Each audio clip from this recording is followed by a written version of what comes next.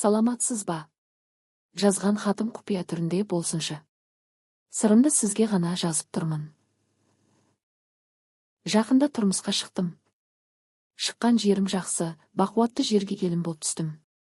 Үйде ата-енем, 3 қайын інілерім бар.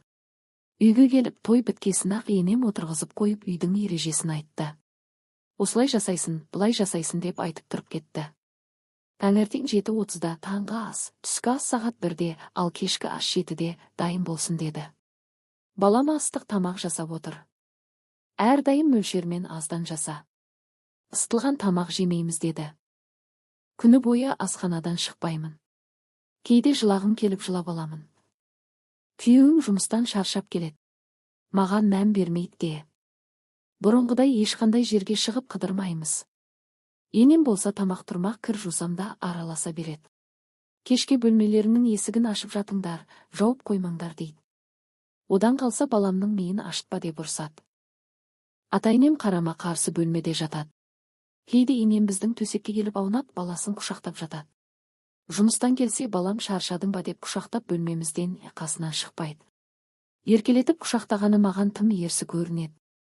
Түнде есікті жауып жатсақ әжетханаға шыққандай болып есігімізді айқара ашып кетеді. Душқа түскенде көтіңдегі жүніңді қырып жүр деп соған дейін айтты. Үндемейін десем бәріне араласып бара жатыр. Өзімнің аяғым ауыр. 2 айлық ішімде балам бар. Менің баламмен көтіңдегі жүніңді қырмай жатпа, болмаса шугарингке бар ақша беремін дейді. Енді не істесем болады? Маған ақыл айтыңызшы. Даусыңды шығарма. Түнде қалай жатасың, шыңғырасың ба деп те сұрайды. Астыңды жуып жүр. Әдемі иіс шығып жүрсін дейтіні де бар. Баласының көзінше айтпайтыны қуантады. Ыңырсып ыңқылдап баламның миын айналдырушы болма дейді. Көтіңмен баламды ұстап қаламын деп те ойлама деп ұрысты. Өзіне қатты қарап қалған. Маған боянуға, киінуге рұқсат бермейді. Енемнің бұл қылығын түсіне алар емеспін.